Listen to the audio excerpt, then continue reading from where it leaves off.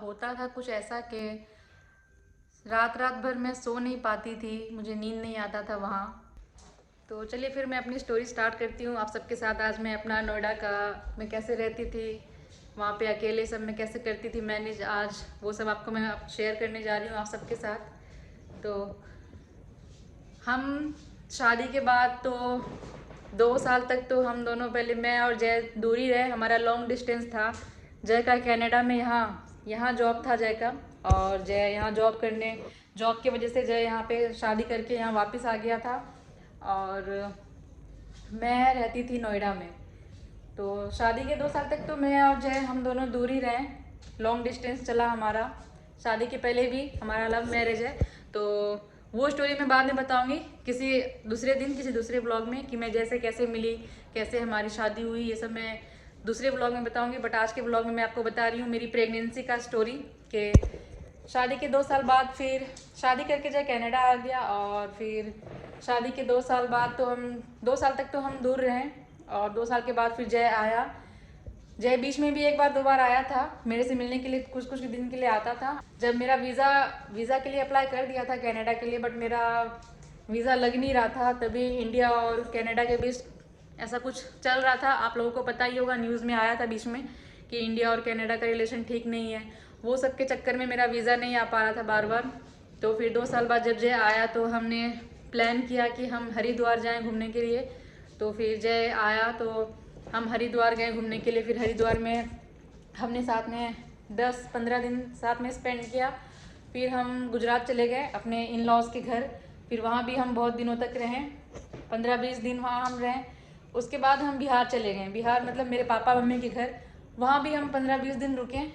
और उसके बाद फिर जय वापस नोएडा आया, क्योंकि मुझे अपनी स्टडी, आगे की स्टडी कंटिन्यू करनी थी, मुझे कुछ क्लासेस करनी थी जो कि बिहार में और गुजरात में वो सारे क्लासेस थे नहीं। तो मैंने सोचा कि मैं नोएडा आ जाती हूँ, और जय ने मेरे लिए नोएडा में फ़्लैट लिया। 1 BHK था वो फ्लैट, तो 1 BHK फ्लैट जय ने मेरे लिए लिया। और सब कुछ करके फिर हमने सारी अपने घर का सब सामान वामान, ग्रोसरी सब कुछ कंप्लीट करके, सब कुछ मैनेज करके हमने वो घर में शिफ्ट कर लिया। और मैं और जय तो कुछ दिनों के लिए था, क्योंकि जय को वापस कनाडा भी आना था, क्योंकि जय का यहाँ जॉब था कनाडा में। तो जय तो वहाँ रह नहीं सकता था मेरे साथ, इसलिए जय कुछ दिन, मतलब 1 वीक, वो फ्लैट लेने के बाद 1 वीक तक जय मेरे साथ उस फ्लैट में रहा। और जय फिर यहाँ आ गया कनाडा, और मैं वहाँ नोएडा में अकेली रहती थी। उस फ्लैट में 1 BHK फ्लैट में मैं अकेली रहती थी। और वो फ्लैट बहुत ही अच्छा था, फुल्ली फर्निशिंग था। वो हमने बहुत सारा फ्लैट ढूंढा ऐसे क्राउडेड एरिया में, बट क्राउडेड एरिया में कोई ढंग का फ्लैट मिल नहीं रहा था, कोई दे नहीं रहा था। जो फ्लैट मिल भी रहा था तो फुल्ली फर्निशिंग नहीं था, सोफ़ा नहीं था, फर्नीचर नहीं था, बेड नहीं था, फ्रीज नहीं था, वॉशिंग मशीन नहीं था। और हम ऐसा फ्लैट ढूंढ रहे थे ताकि पूरा फुल्ली फर्निशिंग हो, टीवी हो, सोफ़ा हो, वॉशिंग मशीन हो, फ्रीज हो, गैस हो, सब कुछ हो। हम ऐसा फ्लैट ढूंढ रहे थे, तो हमें ऐसा फ्लैट मिला, नोएडा में मिला, और वो 1 BHK मिला। और अकेले एक इंसान के लिए 1 BHK काफ़ी था, तो हमने फिर सोचा कि हम उस फ्लैट में रह लेते हैं, क्योंकि मुझे अकेले ही रहना था। मेरे साथ इतना बड़ा परिवार, इतना बड़ा फैमिली, इतना लोग नहीं था जो कि मैं 2 BHK 3 BHK लेती। इसलिए 1 BHK फ्लैट लेके, मुझे तो पढ़ाई करना था, पढ़ाई से मतलब था, वहाँ रहने से मतलब था। तो 1 BHK फ्लैट जय ने ले लिया मेरे लिए, और फिर जय वापस 1 हफ्ते बाद कनाडा आ गया, और मैं वहाँ अकेले रहती थी। फिर अकेले ही मैं रोज़ रोज़ सुबह उठती, झाड़ू पोछा लगाती, बर्तन धोती, खाना बनाती, घर के सारे काम करने के बाद फिर मैं 11-12 बजे फिर क्लास के लिए निकलती। और फिर क्लास में पढ़ाई वढ़ाई करके, क्लास कंप्लीट करके, फिर मैं शाम में 3-4 बजे वापस घर आती मेट्रो से। और फिर मैं शाम के काम करती, रात का खाना पीना बनाती। तो मेरा रोज़ रोज़ का शेड्यूल कुछ ऐसा था कि रोज़ सुबह उठो, काम करो, खाना पीना बनाओ, सब कुछ करके क्लास जाओ, फिर शाम में क्लास से वापस आओ, और फिर डिनर विनर बना के खा पी के फिर सो जाओ। और फिर घर में भी सबसे बात होती थी रोज़ रोज़, मेरे इन लॉज से, मेरे पापा मम्मी से, जैसे सबसे वीडियो कॉल पे रहती थी। कुछ दिनों तक तो सब कुछ ठीक रहा, 1 हफ्ते, 10 दिन, 15 दिन तक सब कुछ ठीक रहा। उसके बाद धीरे धीरे मेरी तबीयत बिगड़ने लग गई वहाँ, बहुत ही ज़्यादा। और दिक्कत ये था कि मैं रहती थी 14th फ्लोर पे, 14th फ्लोर पे मैं रहती थी। और उस फ्लोर में कोई एक इंसान नहीं। बहुत बड़ा फ्लोर था, वो बहुत लंबा था पूरा, क्या बोलते हैं कॉरिडोर एरिया। वो कॉरिडोर एरिया बहुत, अपना जो फ्लैट का दरवाज़ा खोलते ही पूरा लंबा सा गली था, पूरा वो सुनसान सन्नाटा वाला था। पूरे उस फ्लोर में 14th फ्लोर में कोई रहता नहीं था। पूरे 14th फ्लोर में सिर्फ मेरा ही एक फ्लैट था, मतलब मेरा ही घर जिसमें मैं अकेले रहती थी, वो भी लड़की अकेले पूरा रहती थी उसमें। रात के टाइम इतना डर लगता था। स्टार्टिंग में तो इतना कुछ फील नहीं हुआ, बट 10-15 दिन के बाद धीरे धीरे जो इंसिडेंट होना स्टार्ट हुआ, फिर मुझे भी डर लगता था, बट हिम्मत करके वहाँ रहना पड़ता था, क्योंकि मुझे पढ़ाई करना था, स्टडी करना था। मैं वहाँ फालतू टाइम पास करने के लिए नहीं गई थी, मुझे कुछ करना था। और इतना पैसा लगा था जैका उस फ्लैट में, तो वहाँ से छोड़ के भाग भी नहीं सकती थी, कोई बहाना भी नहीं बना सकती थी घर वालों के सामने, किसी के सामने कुछ बोल नहीं सकती थी। तो सब कुछ मैनेज करते हुए, घर का सारा काम करते हुए, पढ़ाई करते हुए, सब कुछ मैनेज करते हुए, मैं पूरा, डर भी लगता था, बट हिम्मत करके मैं बहुत दिनों तक वहाँ पे रुकी। और फिर 10-15 दिन के बाद फिर जब मेरी तबीयत बिगड़ने लगी, तो तबीयत बिगड़ने लगी मतलब कि वीकनेस फील होने लगा। स्टार्टिंग में वीकनेस फील होने लगी, और फिर मैं कुछ चक्कर आने लगे, थोड़े चक्कर, काम नहीं कर पाती थी, झाड़ू पोछा करती तो चक्कर आने लगते थे मुझे, खाना नहीं बना पाती थी, कुछ इतना वीकनेस था कि मैं उठ के क्लास नहीं जा सकती थी। तो फिर मम्मी को मैंने बताया कि ये सब हो रहा है, जय को भी मैंने बताया कि ऐसा ऐसा हो रहा है। तो मम्मी ने बोला कि अपना प्रेगनेंसी टेस्ट करो, शायद उस वजह से ऐसा होता हो। तो 2-3 बार तो मैंने इग्नोर किया कि नहीं ऐसा नहीं हो सकता। तो फिर सबने, जय ने बहुत फोर्स किया, मम्मी ने बहुत फोर्स किया कि नहीं तुम जाओ एक बार टेस्ट करो शायद। तो मैंने फिर बात मान के प्रेगनेंसी टेस्ट किट लेके आई, और घर में ही मैंने खुद का प्रेगनेंसी टेस्ट किया, घर में ही, और पॉजिटिव आ गया। उसके बाद मुझे पता चला कि मैं प्रेग्नेंट हूँ। तो उसके बाद तो फिर मैंने क्लास जाना बंद कर दिया, क्योंकि स्टार्टिंग में इतना रिस्क नहीं लेना चाहिए, क्योंकि मैं अकेली रहती थी, और घर का काम करते हुए, सब कुछ मैनेज करते हुए, रोज़ पैदल चल के थोड़ी दूर जाना, रिक्शा पे बैठना, फिर रिक्शा पे बैठ के फिर मेट्रो स्टेशन जाना, फिर मेट्रो स्टेशन में मेट्रो पकड़ के फिर क्लास जाना। और क्लास भी बहुत ज़्यादा दूर था मेरा, आने जाने में, सिर्फ क्लास जाने में मुझे 1.5 घंटा लगता था रोज़। मैं 1.5 घंटे पहले घर से निकलती थी, और रास्ता में जाते जाते मुझे 1.5 घंटा लगता था क्लास पहुंचने में, 1.5 से 2 घंटा, इतना दूर था मेरा क्लास। तो फिर जब पता चला कि मैं प्रेग्नेंट हूँ, तो उसके बाद मैंने क्लास जाना बंद कर दिया, और घर से ही मैंने पढ़ाई स्टार्ट की। मैंने अपने टीचर से बात किया कि मैं ऑनलाइन क्लास करूँगी, तो उन लोगों ने, सब ने बोला ठीक है ऑनलाइन कर लो। तो फिर मैंने ऑनलाइन स्टडी स्टार्ट की, और ऑनलाइन घर में पढ़ाई करती थी, सारे क्लासेस सब कुछ मैं घर से ही कंप्लीट करती थी। और बट फिर धीरे धीरे जो होने लगा, वो बहुत ही ज़्यादा अनफॉरगेटेबल मेमोरीज है मेरा, मैं कभी भूल नहीं सकती जो मेरे साथ नोएडा में हुआ।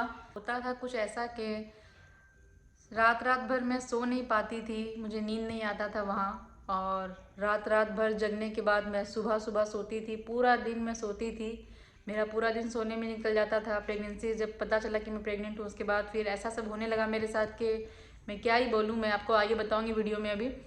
तो रात भर मैं जगती और दिन भर मैं सोती, पूरा मेरा शेड्यूल ख़राब हो गया था, बॉडी भी ख़राब होता जा रहा था, मैं पूरा बहुत ज़्यादा वीकनेस होता, और दिन भर में 20-20, 25-25 बार, 25 बार तो नहीं, कम से कम 15-20 बार एक दिन में उल्टी हो जाता था। बहुत उल्टी कर करके पूरा मेरा गला छिल गया था, मैं बोल नहीं सकती थी अच्छे से, ऊपर से बॉडी में इतनी वीकनेस थी खड़ी होके। अब जो इंसान 15-20 बार एक दिन में उल्टी करे, उसको इतना बॉडी में वीकनेस हो जाता है कि बहुत चक्कर आता है, इंसान खाना नहीं बना पाता है, उठ के कोई काम नहीं कर पाता है। तो इतना सब कुछ हुआ, तो मैंने सोचा कि खाना मैं बना नहीं पा रही थी, तो मैंने सोचा कि खाना कुछ दिन में टिफ़िन सर्विस जो करते हैं उससे मैं अपना खाना मंगवाती हूँ। और तो मैंने कांटेक्ट किया टिफ़िन सर्विस वालों से, और मैंने टिफ़िन लेना स्टार्ट किया। मैं दो टाइम में खाना लेती थी, मतलब जब मैं सुबह होता था तो सुबह का खाना, और फिर रात में डिनर, हाँ 2 टाइम खाना मैंने लेना स्टार्ट किया टिफ़िन सर्विस वालों से। बट वो भी खाना मैं नहीं खा पाती थी, तो रोटी में बहुत सिंपल खाना लेती थी मैं, चावल रोटी सब्जी दाल ये सब, और वो सब भी मैं नहीं खा पाती थी। तो वो सब भी बहुत, वो पैसे, उस वो लेने का पैसा भी वेस्ट होता था, और खाना भी फेंकना पड़ता था। इतनी ज़्यादा मेरी हालत बिगड़ गई थी, आप सोच सकते हो कि मैं वो टिफ़िन भी नहीं खा पाती थी कि मेरा क्या हाल होता होगा। मैं दिन भर सोती, रात भर जगती थी। तो मैं दिन रात भर क्यों जगती थी मैं वो आपको वो भी बताने जा रही हूँ। वहाँ पे ऐसा था कि मैं अकेले रहती थी और तभी मैं एज ए स्टूडेंट वहाँ रहती थी। और आपको मैंने बताया अभी कि वो पूरा फ्लोर खाली था, उस पूरे फ्लोर में कोई नहीं रहता था और बहुत ऊंचाई में पूरा 14th फ्लोर पे मैं रहती थी, अकेली लड़की पूरे फ्लोर में। और बाहर की लाइट भी नहीं थी, बाहर जो दरवाज़ा खोल के जो कॉरिडोर होता है पूरा लंबा, उसमें लाइट भी नहीं, एक लाइट थी सिर्फ पूरे इतने लंबे कॉरिडोर में, एक लाइट। तो इतनी ज़्यादा रोशनी, इतनी ज़्यादा लाइट्स नहीं होती थी। और मेरा जो फ्लैट था उसके जस्ट बाजू में सीढ़ियाँ थी, लिफ्ट इस तरफ लेफ्ट साइड लिफ्ट थी और राइट साइड सीढ़ियाँ, कि अगर कभी लिफ्ट बंद हो तो इमरजेंसी में सीढ़ियों से हम आ जा सकते हैं। और सीढ़ी पे बहुत बड़ा बड़ा बहुत मोटा मोटा विंडो था, मतलब बालकनी के टाइप का खिड़की था सारे सीढ़ियों पे। और कांच नहीं था, कुछ नहीं था, खुला खुला था पूरा वो सीढ़ियों के पास खिड़की। और जब रात के टाइम, जब सोने का टाइम होता, 11-12 बजता, तो सारी पढ़ाई वढ़ाई कंप्लीट करके जब मैं सोने जाती थी तो बाहर पूरा सन्नाटा, कोई एक आवाज़ नहीं, पूरे फ्लोर में एक इंसान नहीं, सिर्फ मैं अकेले रहती थी, दूर दूर तक कोई नहीं। और फिर मेरे जो फ्लैट के पीछे था, मतलब फ्लैट का जो पीछे का व्यू था, बिल्डिंग के पीछे का व्यू, तो पूरा खंडर फ्लैट था। फ्लैट बन रहा था बट बंद, तो ऐसा लग रहा था कि 5-6 साल पहले वो फ्लैट का काम होना बंद हो गया, काम चालू ही था, पूरा फुल्ली कंप्लीट नहीं हुआ था वो फ्लैट। बिल्डिंग आधा अधूरा था, खंडर के जैसा बिल्डिंग था, पूरा अंधेरा। बहुत बड़ा फ्लैट था मेरे बिल्डिंग के पीछे, जो कि बनते बनते काम बंद कर दिया गया, पता नहीं क्यों काम बंद किया, क्या दिक्कत था, बट वो पूरा खंडर था। तो पीछे का व्यू भी बेकार और फ्लैट के बाजू का व्यू भी पूरा बेकार और पूरे फ्लोर में कोई एक इंसान नहीं। और जब मैं रात में सोने जाती 11-12 बजता, तो ऐसे किसी के चलने का ऐसा लगता कि कोई दरवाज़ा के आगे कोई दौड़ के इधर से इधर जा रहा है, फिर इधर से इधर जा रहा है, इधर से इधर। तो अब आप ही सोचो कि इतना ऊंचाई में 14th फ्लोर पे, और उस फ्लोर में कोई एक इंसान नहीं, अकेली लड़की फ्लैट में रह रही है और पूरा सन्नाटा है और कोई बार बार इधर से इधर जा रहा है, इधर से इधर जाने की उसके पैरों की आवाज़ आ रही है, तो आपको कैसा फील होगा, तभी आपको कैसा फील होगा। और दरवाज़ा भी लकड़ी का ही था, बट तभी मुझे ऐसा लगता था कि दरवाज़ा तोड़ के कोई अंदर ना आ जाए, और इतना भी हिम्मत नहीं होता था कि मैं दरवाज़ा खोल के बाहर जाके देखूं कि कौन आ रहा है जा रहा है, इतना भी हिम्मत नहीं था मेरे अंदर। तो मैं चुपचाप घर के रूम, मतलब घर के अंदर बैठी रहती थी और डर की वजह से मुझे नींद भी नहीं आती थी कि मैं अगर सोऊं और वो अंदर आ जाए, ऐसा तभी दिमाग में ऐसा थॉट आता था। बट ये सब था। और दूसरा रीज़न था ये, और ये तो पहला रीज़न था। और इसके अलावा भी मेरे साथ ये होता था कि जब मैंने घर में ऐसा, मैं अपने पापा को और मम्मी को वीडियो कॉल पे रखती थी रात भर, मतलब 10-11 बजे से लेके सुबह के 3-4 बजे तक मैं अपने पापा मम्मी को वीडियो कॉल पे मेरे साथ रखती थी। और सोफ़ा पे मैं बेडरूम में नहीं सोती थी, क्योंकि बेडरूम का जो खिड़की था उससे पीछे का व्यू आता था, और पीछे का व्यू बहुत ही खंडर वाला पूरा बिल्डिंग दिखता था, तो वो तो और भी भयानक था, पूरा डरावना था वो व्यू। तो मैं बेडरूम में नहीं सोती थी, बेडरूम का दरवाज़ा मैं बंद कर देती थी। और किचन के सामने मेरा सोफ़ा लगा हुआ था, तो मैं सोफ़ा पे सोती थी, और सोफ़ा के जस्ट सामने मेरा मेन दरवाज़ा था, तो मैं सोफ़ा पे सोती थी। और मेरे पास बड़ा सा आईपैड था, टैब था मतलब, वो टैब में मैं अपने पापा मम्मी को वीडियो कॉल पे रखती थी, और उनके सामने मैं सोफ़ा पे सोती थी, और सामने टेबल पे मैं फ़ोन रखती थी, ताकि पापा को मैं दिख पाऊँ रात भर, पापा मुझे देख पाए रात भर कि मैं क्या कर रही हूँ, क्या हो रहा है नहीं हो रहा है, पापा मम्मी मुझे देख पाए। और घर में वाईफाई भी लगाया था, सब कुछ किया था घर में, पूरा घर मेरा बहुत ही अच्छा था, फुल्ली फर्निशिंग, बेड था, सोफ़ा था, चेयर था, और खाना खाने के लिए टेबल था, सेंटर टेबल था, स्टडी टेबल था, फ्रीज था, वॉशिंग मशीन, गैस, सब कुछ था घर में, किसी चीज़ की कमी नहीं थी। घर में वाईफाई भी लगवा लिया था, जय ने मेरे लिए सब कुछ ले लिया था, ताकि मुझे जय के जाने के बाद कोई दिक्कत ना आए।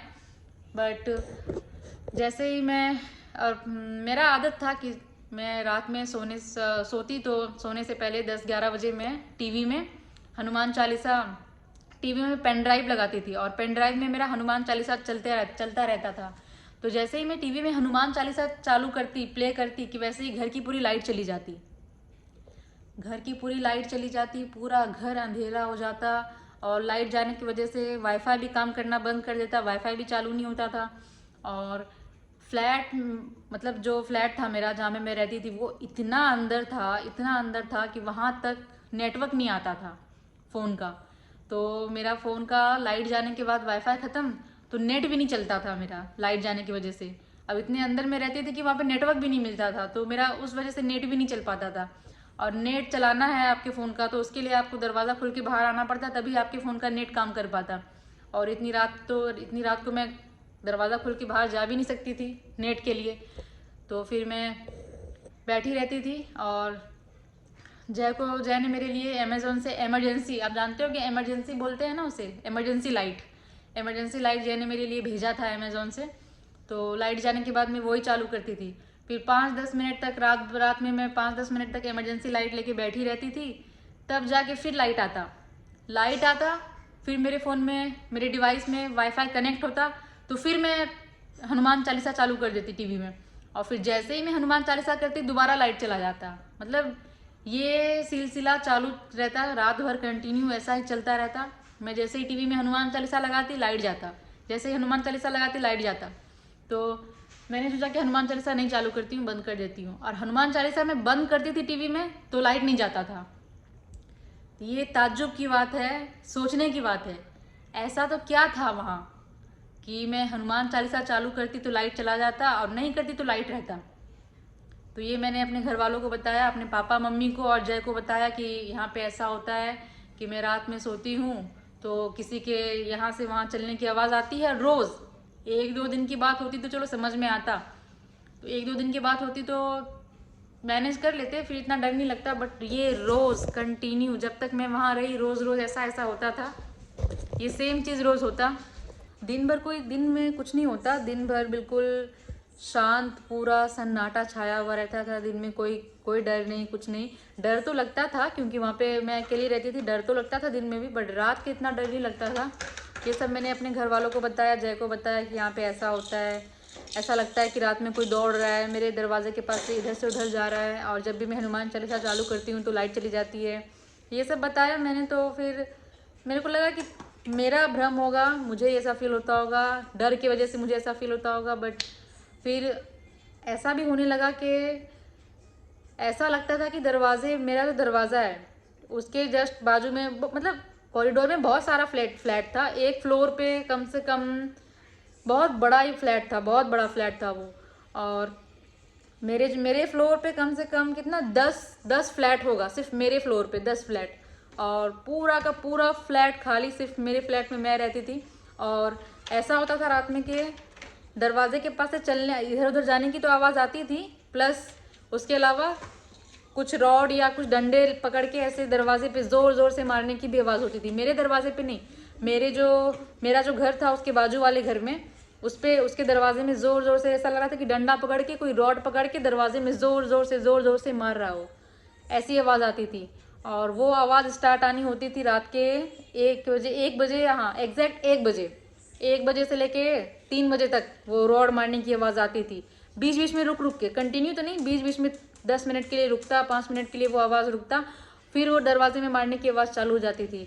तो कभी दरवाजे में मारने की आवाज़, तो कभी मेरे दरवाजे के पास से दौड़ने की आवाज़, ऐसी आवाज़ आती थी।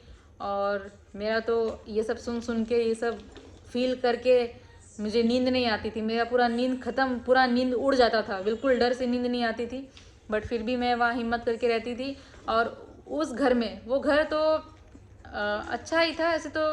हमसे भी पहले वहाँ पे कोई एक लड़का उस घर में रुका हुआ था। मैंने ऑनर से बात किया तो ऑनर ने बोला कि आप लोगों से पहले भी इस घर में कोई एक इंसान रहता था, बट वो दिन भर घर में नहीं रहता, सिर्फ रात में सोने के लिए आता था, क्योंकि वो जॉब करता था, उसकी कोई अच्छी पोस्ट पे जॉब थी। तो वो दिन भर तो ऑफिस में रहता, रात के 8-9 बजे आता और वो सो जाता। तो वो रात भर के लिए सिर्फ सोने के लिए ही आता था। और तो हमसे भी पहले, हमारे आने के पहले भी वो फ्लैट खाली ही था जिसमें मैं रुकी थी।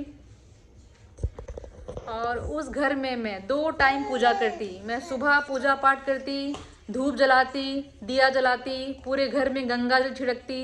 मैंने तुलसी का पौधा खरीदा था, मनी प्लांट का पौधा खरीदा था। सब घर में अच्छे वातावरण को शुद्ध करने के लिए मैंने बहुत सारा पौधा लगाया, बट तुलसी मर गई। मैं कितना सुबह मतलब रोज़ सुबह उठ के तुलसी में पानी डालती, तुलसी में धूप लगाती, फिर भी तुलसी मर गई। तुलसी का पौधा लगा ही नहीं उस घर में। और मैं धूप जलाती, मैं दिया जलाती, मैं बहुत बहुत पूजा पाठ करती, मैं पूरा गायत्री मंत्र, हनुमान चालीसा, पूरा भजन वजन चालू करके उस घर में रहती। पूरे घर में गंगा जल छिड़कती मैं 2 टाइम, सुबह शाम पूरे घर में गंगा जल छिड़कती। फिर भी जाके मतलब घर के अंदर तो कुछ नहीं हुआ, बट घर के बाहर ऐसा सब होता था। घर के बाहर वही दौड़ने की आवाज़, दरवाज़ा खटखटाने की आवाज़।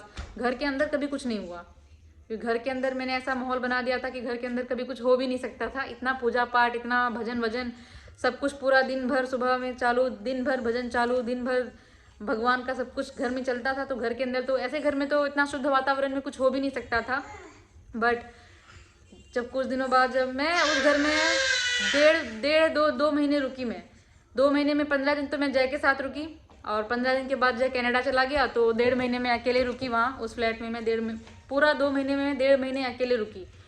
तो जब धीरे धीरे जब मेरी प्रेगनेंसी बढ़ने लग गई, तो मैंने अपना पूरा 1 महीना बिता लिया उस घर में। और जब फिर मेरा 1 महीने के बाद जब मेरा प्रेगनेंसी थोड़ा आगे बढ़ा, तो उस घर में मैं उठने की हिम्मत नहीं होने लगी। आपको मैंने बताया कि मुझे बहुत वीकनेस होता था स्टार्टिंग में, और मॉर्निंग सिकनेस मुझे बहुत हुआ है। मेरी प्रेगनेंसी में मुझे 6 महीने तक मुझे मॉर्निंग सिकनेस हुआ है। मॉर्निंग सिकनेस में जब प्रेगनेंसी की स्टार्टिंग होती है तो बहुत लोगों को मॉर्निंग सिकनेस होता है प्रेगनेंसी में। और मॉर्निंग सिकनेस में ऐसा होता है कि आप जब सुबह सो के जगो तो आपको चक्कर आएगा, आपको बहुत वीकनेस फील होगा, आपको बहुत उल्टियाँ आएंगी, आपको कुछ करने का हिम्मत नहीं होगा, खड़ा होने का हिम्मत नहीं होगा। तो इसे कहते हैं प्रेगनेंसी का मॉर्निंग सिकनेस। और ये सब मुझे होना स्टार्ट हो गया था, तो मैं कोई काम नहीं कर पा रही थी। तो इन सब चीज़ों की वजह से मैं अपना कोई काम नहीं कर पा रही थी खुद से। और फिर मैं इतना बीमार हो गई कि मैं पूजा पाठ भी नहीं कर पाने लगी उठ के। और कुछ दिनों बाद फिर मेरे घर के बाथरूम से और किचन से, ये 2 जगह से, स्पेशली किचन से इतनी गंदी स्मेल आनी स्टार्ट हो गई कि बिल्कुल सांस लेना मुश्किल हो गया। मैंने घर में 2-3 तरह का वो जो स्प्रे होता है फ्रेशनर, तो वो फ्रेशनर मैं पूरे घर में वो स्प्रे करती थी। मैं 3-4 बार, मैं एक दिन में 3-4 बार पूरे घर में वो स्प्रे छांटती थी पूरे घर में मैं, एक दिन में 4 बार। बट फिर भी स्मेल इतनी हार्ड, इतनी स्ट्रॉन्ग स्मेल थी, बहुत गंदी स्मेल थी, सांस लेने के लायक नहीं था। इतनी गंदी स्मेल थी कि वो स्मेल जाता ही नहीं था। मैं किचन में जाके इतना सारा स्प्रे छांटती, मैं बाथरूम में जाके इतना सारा स्प्रे छांटती, फिर भी वो स्मेल जाती ही नहीं थी। पता नहीं किस चीज़ की स्मेल थी और कहाँ से। मैं अपने घर को बहुत साफ रखती थी। मैं इतना वीक होने के बाद भी मैं झाड़ू लगाती, पोछा लगाती, पूरा बर्तन धोती, पूरा किचन क्लीन रखती, मैं सब कुछ करके रखती पूरा। मेरे को गंदा और बिखरा हुआ घर बिल्कुल नहीं पसंद है, तो मैं अपने घर को बहुत ज़्यादा क्लीन करके रखती थी। बट फिर भी वो गंदी स्मेल इतनी ज़्यादा फैलती जा रही थी घर में कि सांस लेना मुश्किल हो गया। फिर जब पूरा 1.5 महीना मैंने उस घर में कंप्लीट कर लिया, तो जाके मैंने फिर, अब रहना मुश्किल हो गया था और बहुत बीमार होते जा रही थी। तो मैंने सोचा कि नहीं, अब मैं यहाँ रह नहीं पाऊँगी, अब मुझे वापस अपने घर जाना पड़ेगा, बिहार, अपने पापा मम्मी के पास। तो यस, व्हाट यू वांट। और सामान भी बहुत ज़्यादा था मेरे घर में, जहाँ पे मैं रहती थी फ्लैट में, वहाँ बहुत ज़्यादा सामान था। मैं बहुत 2 साल का सोच के आई थी मैं कि यहाँ 2 साल रहना है, 2 साल मेरी स्टडी कंप्लीट करनी है मुझे, उसके बाद फिर यहाँ से जाना है। 2 साल का एग्रीमेंट किया था, सब कुछ किया था, उस फ्लैट में मुझे 2 साल रहना था। बट ये सब हो रहा था, इन सब इंसिडेंट की वजह से मुझे जल्दी से वहाँ छोड़ के जाना पड़ा। फिर मैंने फिर अपने इन लॉज को बताया कि मुझे यहाँ रहना नहीं है, मैं बहुत वीकनेस फील कर रही हूँ, यहाँ रह नहीं पाऊँगी, बहुत तबीयत बिगड़ते जा रही है प्रेगनेंसी की वजह से भी, और कुछ खा पी नहीं पा रही हूँ बना के। मैं प्रेगनेंसी में खाना बहुत ही पौष्टिक और बहुत अच्छा खाना खाना चाहिए। स्टार्टिंग की प्रेगनेंसी में तो बहुत ज़्यादा ध्यान रखना पड़ता है, बहुत केयरफुल रहना पड़ता है स्टार्टिंग की प्रेगनेंसी में, और वो सब मुझे मिल नहीं रहा था। जिस तरह का खाना मुझे खाना चाहिए वो सब खाना मैं बना नहीं पा रही थी, कुछ खाया ही नहीं जा रहा था, कुछ कर ही नहीं पा रही थी ऐसे माहौल में मैं। और पूरे घर का एनवायरनमेंट ख़राब हो चुका था। रोज़ रात में ये सब होता, दरवाज़ा खटखटाता, कोई दरवाज़ा में कोई दौड़ के भागता, ये सब रात भर होता। और बार बार लाइट जाती थी, जिसकी वजह से मैं भजन और सब कुछ सुन नहीं पाती थी। बार बार ऐसा, कभी कभी तो ऐसा होता कि 2-2, 3-3 घंटे के लिए लाइट चली जाती थी।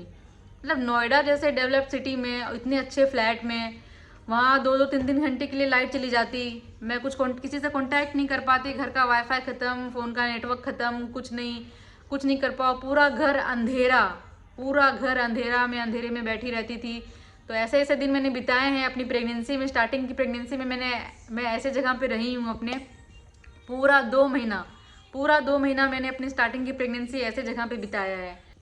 तो फिर मैंने वहाँ अपना पूरा 2 महीना बिताने के बाद मैंने फिर अपने इन लॉज को बताया, अपनी ससुर को बताया मैंने, अपने फादर इन लॉ को, कि मुझे यहाँ रहना नहीं है। तो फिर मेरे फादर इन लॉ ने मेरी सास को भेजा नोएडा, और क्योंकि बहुत सारा सामान था और अकेले पैकिंग करना पॉसिबल नहीं था इस हालत में। अकेले मैं पूरे घर का सामान, पूरा घर सब कुछ मैं ऐसे पैक नहीं कर पाती। तो फिर मेरी सास आई। मेरी सास अहमदाबाद में रहती है। अहमदाबाद से वो फ़्लाइट लेके वो नोएडा आई, और मैं गई थी उनको दिल्ली एयरपोर्ट में मैं उनको पिक करने के लिए गई थी। फिर मैं अपनी सास को लेके अपने फ्लैट में आई जहाँ मैं रहती थी। फिर 2 दिन मेरी सास वहाँ रुकी, जिस दिन आई वो दिन और फिर उसके दूसरे दिन, 2 दिन ही रुकी। और 2 दिन में हमने पूरा किचन का सामान, उस घर में जितना सामान था, जितना भी सब कुछ मेरा था, सब कुछ जल्दी पूरा घर का सबका सारा सामान मैंने हम दोनों ने मिलके पैक कर दिया। और पैक करके जितना हम लेके आ सकते थे हम लेके वहाँ से, कुछ सामान मेरी सास लेके आई, कुछ सामान मैं लेके आई। तो मेरी सास वापस अहमदाबाद चली गई। हम दोनों सास बहू का अलग अलग फ़्लाइट था, क्योंकि मेरी सास को अहमदाबाद जाना था और मुझे बिहार जाना था अपने पापा मम्मी के घर। तो हम दोनों का फ़्लाइट अलग अलग था और हम दोनों का टर्मिनल भी अलग अलग था। एयरपोर्ट का जो टर्मिनल था, मेरा दूसरा टर्मिनल था और उनका दूसरा टर्मिनल था। तो मैं सारा सामान वामान पैक करके दूसरे दिन हम दोनों सास बहू वापस अपने अपने घर जाने के लिए निकल गए वहाँ से। तो मैंने मेरी सास को पहले उनके टर्मिनल पे जाके पहुँचाया, और उसके बाद उनको उनके टर्मिनल पे रख के, और फिर उल्टी करते करते करते फिर मैं अपने टर्मिनल पे गई जहाँ से मेरी फ़्लाइट थी। फिर मेरी सास अहमदाबाद पहुँच गई और मैं बिहार आ गई, अपने पापा मम्मी के घर आ गई मैं। फिर 2 महीना तो प्रेगनेंसी का मेरा पूरा कंप्लीट हो चुका था नोएडा में ही, ऐसे खंडर मतलब ऐसा डरावना जगह पे मेरा 2 महीना प्रेगनेंसी का गुजर गया था। तो बाकी की जो मेरी प्रेगनेंसी थी वो मैंने फिर बिहार में गुजारा 4 महीना। 2 महीना मेरा नोएडा में गुजरा प्रेगनेंसी का और 4 महीना मेरा बिहार में गुजरा। तो 6 महीना मेरा ऐसे ही निकल गया। फिर उसके बाद मेरे इन लॉज ने बोला कि यहाँ अहमदाबाद आ जाओ अब, क्योंकि हम चाहते हैं कि डिलीवरी यहाँ हो, तुम्हारा सब कुछ यहाँ हो। तो फिर हमने डिसाइड किया कि हम अहमदाबाद चले जाते हैं। तो फिर 6 महीना मेरी प्रेगनेंसी का 6 महीना कंप्लीट होने के बाद मैं अहमदाबाद गई, और अहमदाबाद में बाकी का लास्ट का मतलब मेरी प्रेगनेंसी के लास्ट के 3 महीने मैंने अहमदाबाद में अपने ससुराल में गुजारा। और फिर जाके मिष्टू हुई मार्च में, और अभी आप देख सकते हो कि मेरी मिष्टू को तो ये था, मैंने आप लोगों के साथ अपनी प्रेगनेंसी की जर्नी शेयर की, प्रेगनेंसी की स्टोरी शेयर की कि प्रेगनेंसी के स्टार्टिंग में मैं कैसे जगह पर रही। मैंने इतना मेरा हालत ख़राब था, फिर भी मैंने 2 महीना गुजारा वहाँ, कैसे वो मैं भूल नहीं सकती हूँ। और कनाडा आके भी मुझे ऐसा ही फील होता है, मतलब ऐसा तो नहीं क्योंकि यहाँ पे जय है, मिष्टू है तो इतना अकेलापन और डर वर तो लगता नहीं है सब, बट फिर भी जब यहाँ से घर के बाहर निकलो तो वो सब दिन याद आ जाता है कि यहाँ भी कोई लोग नहीं, पूरा सुनसान है, घर के पीछे भी कोई नहीं, घर के आगे भी कोई नहीं, सिर्फ गाड़ियाँ चलती है यहाँ पे, दूर दूर तक कोई दिखता नहीं है, एक इंसान ना जानवर कुछ नहीं। तो आज मुझे वो दिन याद आ गया और मैंने सोचा कि आप लोगों के साथ मैं अपनी स्टोरी शेयर करूं। और अगर आप लोगों को मेरी स्टोरी ये पसंद आए तो प्लीज़ लाइक करें, कम से कम इस वीडियो पे 100 लाइक्स कर दो, 100 लाइक्स कर दो इस वीडियो पे। और कमेंट करके बताओ कि अगर आप लोगों को मैं जय से कैसे मिली, क्योंकि जय तो इंडिया में रहता नहीं था और मैं इंडिया में रहती थी। तो आप लोगों को अगर ये स्टोरी जानना है कि मैं जैसे कैसे मिली, हमारी शादी कैसे हुई, अगर आप ये स्टोरी जानना चाहते हो तो प्लीज़ कमेंट करके बताओ, मैं अपनी ये स्टोरी भी बताऊंगी, आप लोगों के साथ शेयर करूंगी।